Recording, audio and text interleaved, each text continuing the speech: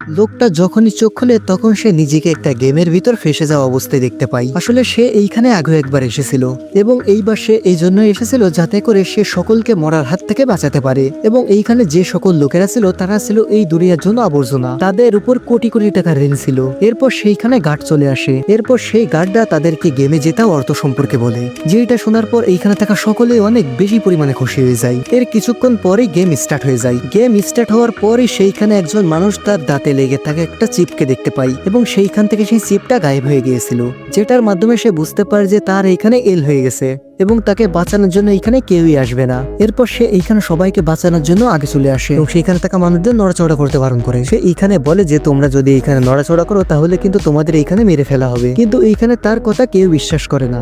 এইখানে থাকা সকলে তার উপর হাসাহাসি করতে থাকে। এরপর এইখানে গেম শুরু হয়ে যায়। এইখানে থাকা সকলের মনে হচ্ছিল যে এইটা হয়তো কোনো একটা নর্মাল গেম। এরপর যা যা হয় সেটা পার্ট 2 তে দেখতে পারবেন। পার্ট 2 দেখার জন্য ভিডিওতে একটা লাইক করুন এবং কমেন্ট বক্সে পার্ট 2 লিখে দিন।